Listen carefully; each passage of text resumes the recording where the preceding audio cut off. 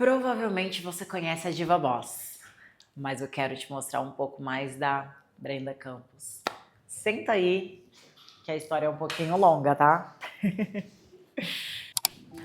Eu quero te contar a minha história porque sempre que eu falo sobre a minha trajetória, alguém diz: Brenda, tu é uma inspiração e a sua história precisa ser contada. Pensando nisso, eu decidi abrir, de fato, muita coisa do que eu vivi para poder te trazer, te dizer que não tá nada perdido. Na verdade, cada vez que a gente se perde é uma oportunidade da gente se reencontrar, se reinventar, se reconstruir. E com muito mais potência, com muito mais sabedoria, muito mais força. Eu sei, tem hora que aquela força é tudo que você não quer ter. Você só quer ter um colo, só quer ter um lugar seguro. Só quer ter a oportunidade de ter o seu sistema nervoso regulado. Para que você consiga respirar em paz. Para que você consiga viver como a maioria das pessoas, mas provavelmente por questões de frequência e vibração, eu atraio muitas pessoas semelhantes a mim. E eu posso te dizer, eu sei o que é olhar para os lados e não ter ninguém, o que é olhar para os lados e não ver uma solução. E tudo que você tem disponível é um travesseiro para você afundar a cabeça, chorar e pedir para Deus me dar um sustento, porque eu não consigo mais. Isso é bem frequente na minha vida. E eu sou natural de Goiânia, nasci em 24 de dezembro de 94. A espera era que eu chegasse no fim de fevereiro, início de março, mas eu decidi acelerar o processo. Ascendente Áries, não aguenta nada para depois, mas com o sol em Capricórnio, capricorniana nata, comecei a empreender muito cedo, com 11 anos. Então eu nasci de 6 meses, 6 para 7 meses, em pleno Natal. Já cheguei estrelando. E na época era frio, chuva e tudo mais. Fiquei na incubadora, mas depois de alguns dias eu voltei para UTI porque eu tava com bronquite e pneumonia.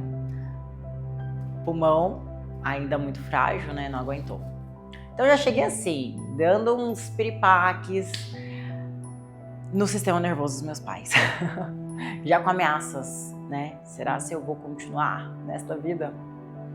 E eu tive uma infância, não lembro de muita coisa, mas eu lembro que aos 4 anos meus pais se separaram e a minha mãe sempre foi muito forte. Vivíamos eu, ela e a minha irmã mais velha, que na verdade é minha prima, mas ela é minha irmã do coração. E nós três fomos muito felizes por um tempo em Goiânia ainda.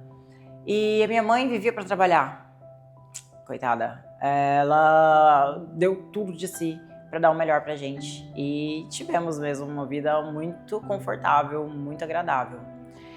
E aos 9 anos de idade, minha mãe sofreu mais um assalto entre tantos outros. E esse trouxe um trauma muito forte. Nós vamos passar um tempo em Tocantins.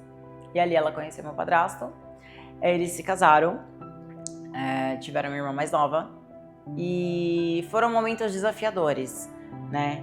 Porque financeiramente falando a gente não tinha muito recurso e ainda assim eles fizeram muito bem o que tinham que fazer com o pouco recurso e acesso que tinham.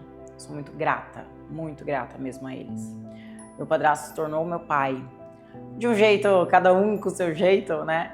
Mas hoje eu tenho ele como um pai, assim, que é um cara que eu respeito e admiro muito e amo muito. Tivemos nossos desafios. Eu era uma criança um tanto quanto complicada, uma adolescente mais complicada ainda. Desenvolvi depressão, né, por desacoplar da minha autoimagem, desacoplar da minha identidade aos 13 anos de idade. E ali eu iniciei toda uma jornada de sofrimento. Não só para mim, mas principalmente para minha mãe também. Minha mãe já tinha, né, uma depressão ali e por eu me sentir abandonada, rejeitada, não necessariamente que isso tenha ocorrido, mas nós somos seres humanos que interpretamos tudo somente sob a nossa ótica. Eu comecei a pensar, por que eu tô aqui nesse mundo? Não faz sentido eu estar aqui. Não gosto daqui, não quero estar aqui. E em algum momento eu descobri bebida alcoólica E ali eu vi uma válvula de escape. Bebi bastante e tive um pico de inconsciência. Algumas horas eu não sei o que aconteceu. Eu simplesmente não tive acesso ao que aconteceu devido ao acúmulo, né, de álcool, percentual de álcool no meu sangue. E eu percebi que eu poderia estar inconsciente em alguns momentos. E isso fez com que eu repetisse essa ação até se tornar um hábito. Bebi escondido da minha mãe. Com 11 anos eu comecei a trabalhar. Eu falava pra minha mãe que ia brincar e na verdade eu ia pra casa de uma tiazinha lá que precisava de uma faxineira. Até hoje eu não sei fazer uma faxina que preste, mas eu sempre tive muito carisma, vamos colocar assim. E nesse carisma eu acabei conquistando ela. Eu lembro de um dia que o neto dela falou: vó, não dá pra continuar com essa menina que ela não sabe fazer nada. Ela, não vai tirar a Brendinha, contrata outra pra colocar outro dia, mas ela vai continuar aqui. Por quê? Eu passava 2 horas arrumando a casa e 4 horas conversando com ela. Eu sempre gostei muito de conversar, sempre fui muito comunicativa. Até na escola era um problema, minha mãe só era chamada porque eu conversava muito. Eu tinha facilidade em aprender, então eu aprendia na primeira. Quando ia começar aquela repetição, eu achava muito chato. Então eu conversava com um amiguinho do lado, da frente, de trás, e eu atrapalhava a turma por causa disso. Então eu sempre conversei muito. E então com 12 anos eu comecei a fazer unha, tirava cada dedo, eu tirava um bife. Mas eu sempre tive minhas clientes fiéis. Aos 13 comecei com maquiagem, pegava as maquiagens da minha mãe. Minha mãe é loira, loiríssima, branquíssima. E eu... Então você imagina, mas eu conseguia fazer a maquiagem ficar mais ou menos, pelo menos. Aos 14, minha mãe comprou a primeira câmera. Aquelas digitais, logo que saíram. Ela não sabia configurar, arruma aqui, Brenda. Eu arrumei e nunca mais tirei da mão. Então aos 14 anos eu comecei a fotografar. Aos 15 eu ganhei meu primeiro computador. E ali eu comecei a aprender a mexer com Photoshop e tudo mais. Na época não existia nada desses programas de edição que vocês usam aí. E enquanto eu vivia uma depressão muito forte, e sempre que eu trabalhava muito porque eu tinha acostumado com aquela vida de luxo lá em Goiânia. Então eu sempre gostei muito do bom e do melhor, mesmo sem ter acesso. E nós morávamos numa cidade no interior do Tocantins com 9 mil habitantes, tá? Então assim, eu fui criada nessa cidade, tenho muito apreço, tenho muito orgulho de ter vivido tanto tempo no Tocantins, tanto é que eu me considero tocantinense, não goiana, apesar de ser natural de Goiânia e ter vivido até os 9 anos de idade. Dos 13 aos 16, eu bebi bastante, muito mesmo. Eu dei muito trabalho pra minha mãe, meu Deus do céu. Se eu tivesse que pagar, eu tava muito ferrada, ainda bem que a Luísa é diferente. E chegou num ponto que minha mãe não tinha controle sobre mim, porque eu inventava, então às vezes eu ia falar que eu ia trabalhar, fazer fotos. E na verdade eu fazia fotos sim, mas depois eu ia beber. Então assim, foram momentos bem conturbados, dos 13 aos 16. Trabalhava enquanto estudava, mas também todo o dinheiro que eu tinha era para bebida alcoólica, porque queria não estar consciente, não estar nessa vida, nesse plano. Tive algumas tentativas de tirar minha vida, todas sem sucesso, como dizem algumas pessoas, mas nem isso conseguiu, nem isso eu consegui, graças a Deus.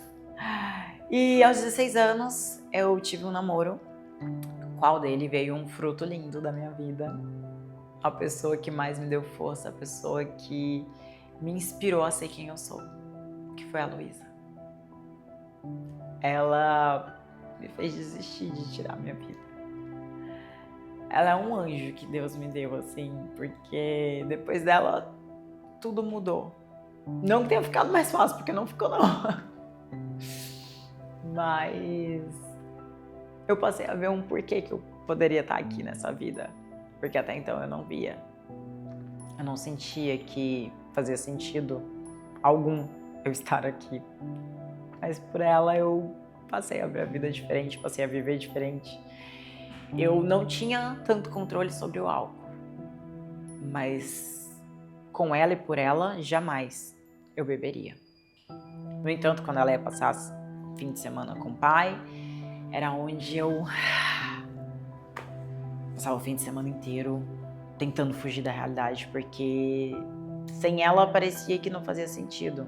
Isso foi até um peso energético, emocional para ela, claro, reconheço, mas tratei. E ainda aos 14 anos, em meio a tantas coisas que aconteceram, eu desenvolvi bulimia, porque aos 13 eu comecei a engordar.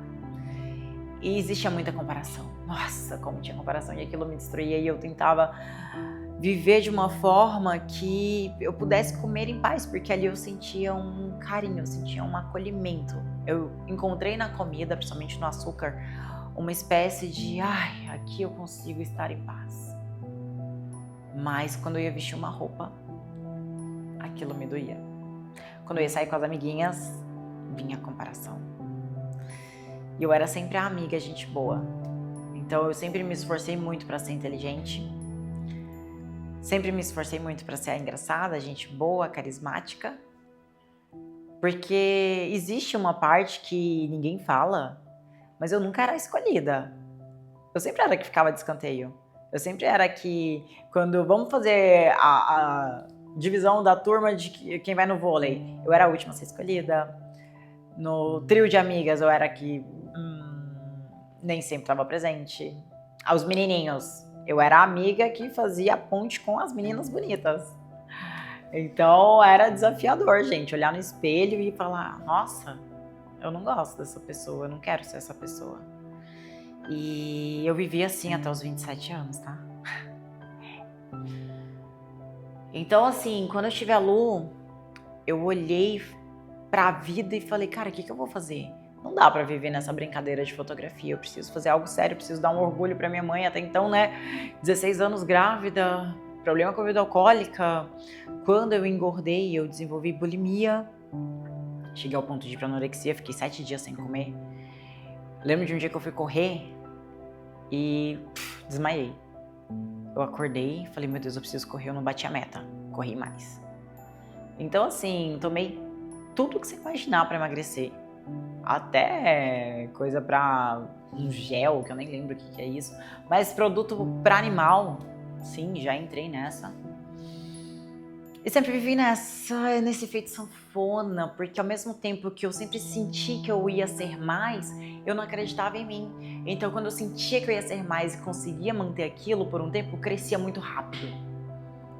Eu me destacava muito rápido, mas quando vinha a primeira autossabotagem, eu deixava ela comandar e eu voltava, aí eu engordava, eu entrava em muita dívida, e aí de repente eu era humilhada em relacionamentos, tudo acontecia. Aos 21 anos eu tive um relacionamento, foi a primeira vez que eu tive um relacionamento que eu me senti amada de verdade. Até ali eu não sabia o que era ser cuidada em todos os aspectos, de todas as formas. Só que eu tinha muitos problemas emocionais, então eu peguei toda a minha dependência emocional e joguei em cima dessa pessoa. E aí o resultado não é legal. Porque além da dependência emocional, tinha a dependência financeira e profissional. Nos tornamos uma sociedade. Em meio à minha faculdade, que eu iniciei com 18 anos, eu ganhei a Luísa com 17, ela com 6 meses. Eu comecei uma faculdade na cidade vizinha, então eu saía às 5 horas da tarde, chegava à meia-noite e meia. No início ainda amamentava, então dava mamar pra ela, só que eu tinha muito leite. Meu Deus, como eu tinha leite. E isso fazia com que empedrasse. Eu chegava em casa já no ônibus da faculdade com 2 fraldas assim, meu peito era desse tamanho que eu não baixava. Isso pra uma menina de 18 anos, gente, é devastador, tá? Então, com 2 fraldas cheias de leite, já com aquele cheiro, porque absorvente não funcionava. De jeito nenhum. E aí dava mamar pra ela, não suportei muito tempo, tive que tirar ela do peito, foi uma dor tremenda. Minha mãe, coitada, 4 horas da manhã andando de bicicleta com a Luísa, pra ver se acalmava ela. A minha mãe é uma guerreira. Hoje eu posso falar pra vocês tranquilamente que a mulher que eu mais admiro na minha vida é a minha mãe. E olha que nós tivemos uma vida bem conturbada no início ali da minha adolescência. Mas ela é uma mulher que, cara, eu sou muito grata de Deus ter me dado ela como mãe, porque até hoje, literalmente hoje, ela é um suporte, ela é uma base, ela é um centro de força, uma fortaleza, que eu possa estar passando o que for, ela me fala poucas palavras, aquilo me coloca num eixo assim absurdo. Ela é o meu pedaço de Deus na terra. Eu amo muito ela. Eu sou muito grata a tudo que ela fez por mim, faz todos os dias. Ai, eu não achei que ia ser tão assim, gravar isso aqui hoje. E em meio a isso, né, comecei uma faculdade de Direito, porque era o sonho dela ter uma filha juíza, porque eu falava quando era criança que eu ia ser juíza. E no último período da faculdade eu abri o primeiro estúdio, o Estúdio Diva, lá em Gurupi, uma cidade um pouco maior do que a que eu fui criada, a cidade do lado, onde eu fiz faculdade, em sociedade, nesse relacionamento.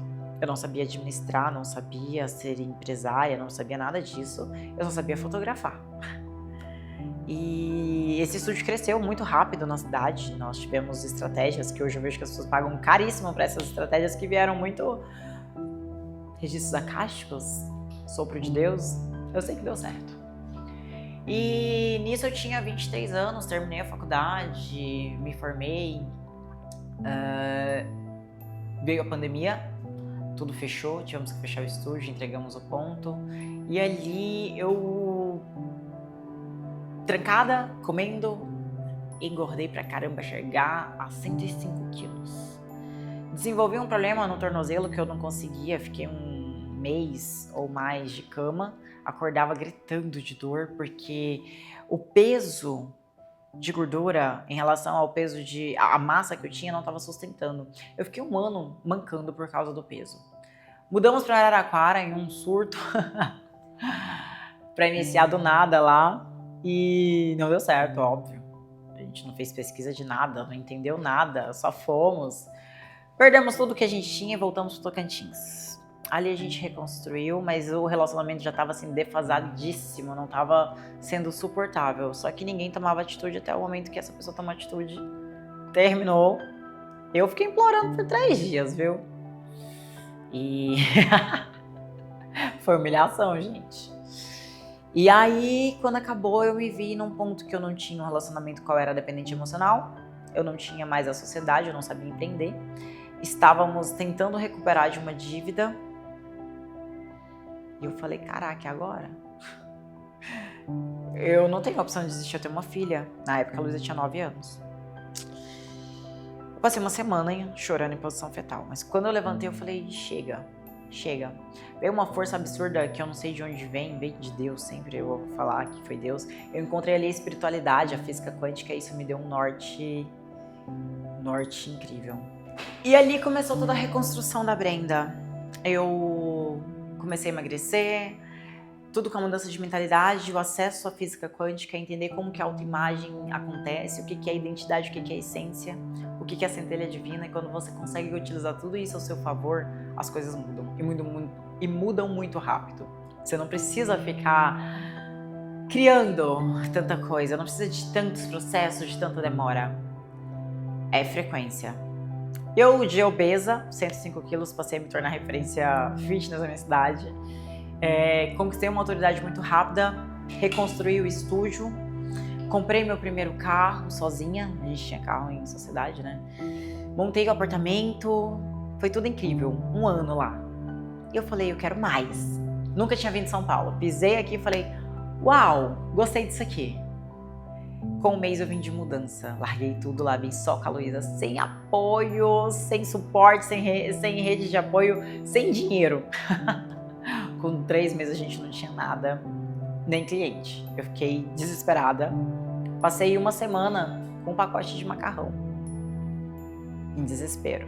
E eu comecei a colocar o meu próprio método que eu criei, uma mentoria com a minha transformação, em prática.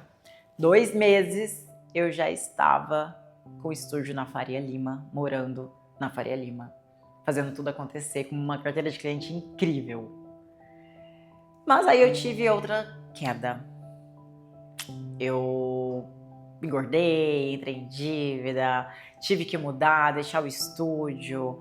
Em um momento de desespero, eu olhei e pedi para Deus, Deus me dá um sinal. Eu tinha R$380 na conta, chegou assim, pá! Escola, professor Hélio Couto, por 50% off, R$350. Falei, cara, eu vou ficar com 30. Mas a Luísa tava de férias no Tocantins. R$30 eu consigo me virar? Consigo. Comprei. O meu cartão de crédito não tinha nem R$ 2.000 de limite. E eu já tinha estourado ele inteiro. Então era com o que eu tinha no caixa. Fiquei uma semana em imersão comigo mesma. Não contei com ninguém, não falei nada pra ninguém. Só fiquei naquilo. E aí vieram os sinais. Eu sou muito a louca do sinal. Pra mim, Deus, ele se manifesta a todo momento, de todas as formas, em todos os lugares, o tempo inteiro.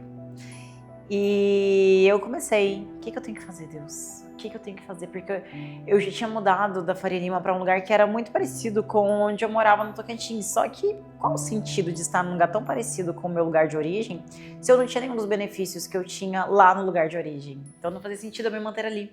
Falei, agora vai ou racha, ou eu vou arriscar muito alto e vai dar muito certo ou vai dar muito errado. E os sinais? Alphaville. Ah, mas como, Alphaville? Eu tô conseguindo pagar nem meu aluguel aqui na Zona Norte. Aluguéis 3, 4, 5 vezes mais caro e nada. Até que eu encontrei um que era só 2,5 vezes mais caro. Falei, vou tentar. Mandei ali no 5º andar os documentos, aprovou. Falei, meu Deus. E aí com isso, em 14 dias eu já preparei toda a mudança e fiz a mudança.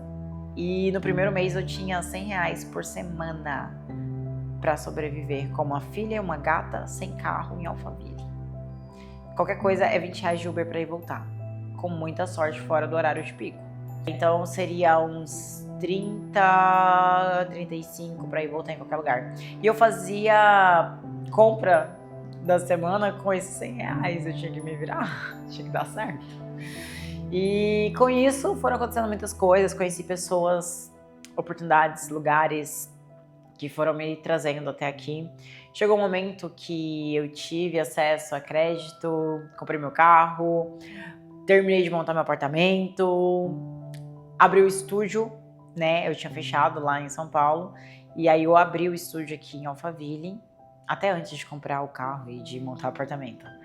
E comecei a emagrecer novamente, comecei a fazer um posicionamento diferente, conheci muita gente, eu sempre vou falar do poder do network, só que o network sem uma marca pessoal forte, ele não vai te levar a lugar nenhum, você precisa ser estratégica.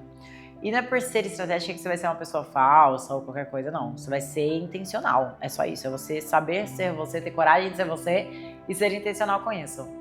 Então, tudo foi acontecendo, tive a oportunidade de estrear meu programa de TV, o Diva Boss TV, que é um talk show, um programa com mulheres empresárias de sucesso, isso é incrível, porque a menina lá do interior do Tocantins que fazia a unha das tiazinhas lá, tirando o bife, cobrando R$10, não imaginava que a gente ia chegar aqui. E hoje eu tenho essa marca, né, esse movimento muito forte do Diva Boss, que o Diva é o CPF, Boss é o CNPJ. Não tem como você crescer um sem olhar para o outro. Um sempre vai influenciar o outro, sempre, sempre. Com os meus desafios, com crises de choro, com situações de falar, eu vou voltar pro Tocantins, era o que eu mais falava, qualquer coisa, vou voltar.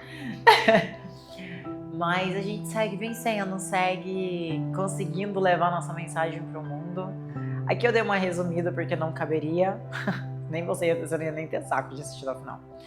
Mas teve muitos altos e baixos, muitos. E eu acredito muito no poder da identidade, do poder da essência, de se conectar com você, de acreditar que tu veio sim para ser muito maior do que talvez até as pessoas ao seu redor acreditavam e traziam essa programação mental para você. Então assim, desprograma, tira todas essas crenças que as pessoas colocaram na tua cabeça, que você veio para ser só mais uma, você não veio para ser só mais uma, você veio para ser grande, você veio com uma missão, você tem que se descobrir, né? E o que eu faço aqui no estúdio é isso. Eu trago mulheres para essa descoberta de quem elas são. Hoje eu sou mentora de autoimagem e posicionamento para criar uma marca pessoal forte, estratégica, como um ativo mesmo. Hoje eu ganho pela minha imagem, eu tenho acessos por causa da minha imagem, por causa da minha postura, do meu comportamento, né, da minha narrativa. E eu acredito que quando as pessoas entenderem o poder disso, elas vão expandir muito mais rápido. E hoje é isso que eu faço, eu trago para as mulheres um olhar com carinho para a história delas, um olhar que elas olhem e falam, caraca, é isso aqui, eu nasci para ser essa pessoa, eu nasci para isso. E então eu acredito sim no poder da pessoa se descobrir, se potencializar a partir disso e criar o seu próprio movimento, o seu próprio manifesto. Você é o seu manifesto, né? Então a gente tem esse propósito aqui no Diva Boss, mostrar a sua essência sob um olhar de amor, um olhar de acolhimento, de um ambiente realmente seguro que não tem disputa. Porque graças a Deus, agora a gente tem autoconfiança suficiente para entender que quando a gente brilha, a gente ilumina ao redor. E quanto mais a gente consegue iluminar pessoas ao redor, mais elas iluminam ao redor delas e a gente pode construir um mundo muito melhor. Então, essa é a minha jornada, é um pouco dela, né, de uma forma resumida. Mas eu quero dizer para você que nenhuma batalha foi perdida. Todas elas vão te levar para um lugar melhor, para um lugar maior.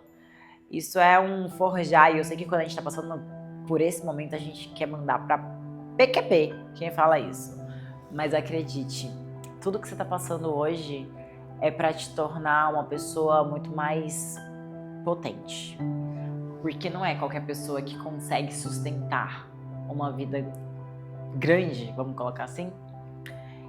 E para você sustentar, o conquistar ainda é fácil, sustentar que é o desafiador, porque envolve você manter a consciência na identidade nova. Então esse desconforto que você está sentindo agora é sobre você estar saindo daquela identidade antiga, não te cabe mais, só que você ainda não vestiu a nova identidade, então o seu ego está em desespero porque ele não está se identificando com nada. Fortalece mais essa identidade nova. Você vai ver como que quando o ego chegar ali, é como se você tivesse, o ego tá no navio e você jogou ele no mar. Até ele chegar no próximo navio, ele tá desesperado, ele quer sobrevivência. Então não olha para aquele navio que ficou para trás, esquece ele. Volta toda a tua confiança, toda a tua consciência para esse novo navio. E nada sem parar, sem olhar para trás. Até você chegar nele e voltar a respirar. Isso é Diva Boss. É essência antes de qualquer aparência. E aí o que você mostra é só a sua luz materializada.